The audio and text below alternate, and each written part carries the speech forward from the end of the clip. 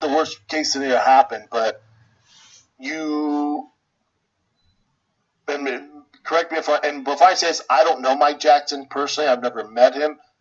When I talk about this is strictly him on that one occasion for the 45 minutes he was on TV, however long it was.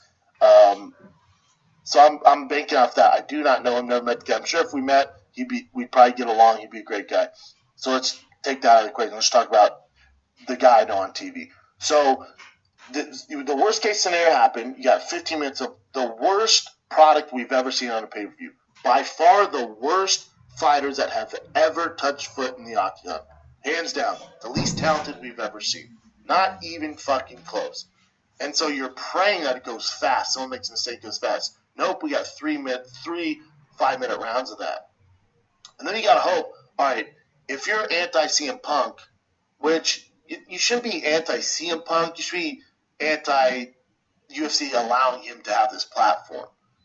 Because the CM Punk is a CM Punk. Meaning if you're going to fight, you want to do it at the highest level. Which I don't agree with, but whatever. So you got to hope that Mike Jackson, you root for him. Mike Jackson made it hard to root for him. I found myself rooting against Mike Jackson.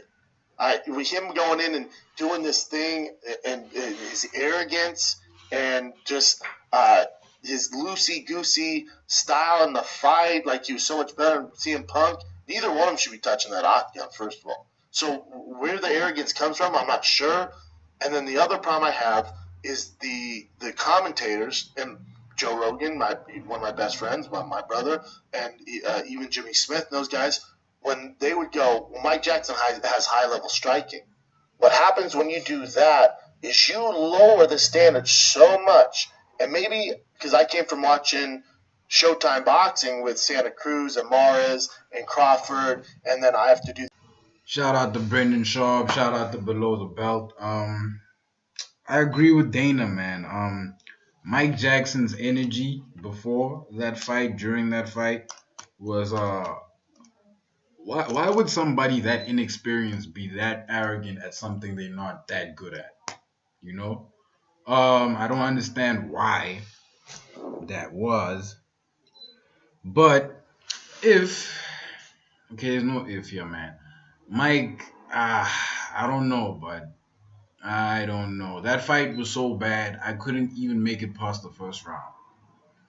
That's the worst performance ever, man. I won't even lie, man.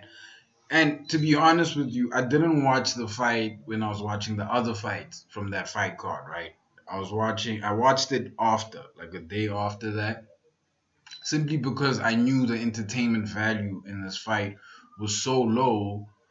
Why would I bother? I'm used to seeing your Khabibs, your Kevin Lees, your Tony Fergusons. Name the list, man. They're all talented. Hell, even Kobe Covington. Kobe Covington is really talented. He's not a GOAT. He's not a legend, but he might get there. In this scenario, man, I didn't even bother. Right? It wasn't worth it. And Dana's response to Mike Jackson's actions was more than enough proof to me that I made the right decision by not watching that fight when I should have. Let me know what you guys think. Like, comment, subscribe, and I am out.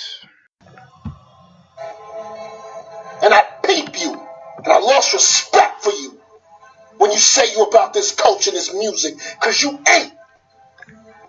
The day you feel you can question me, being where you're from, Chevy Chase, Maryland, graduated in 98, you ain't got no word in this city. It's my city.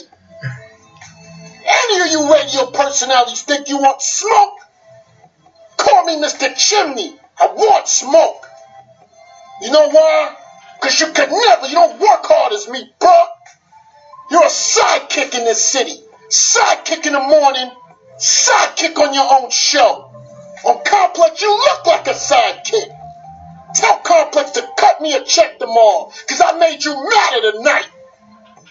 I'm going to get you some numbers that show is trash on Complex. You're about the culture, but you bring up that ding-dong chick to interview. Who you think, we stupid? You think I'm stupid?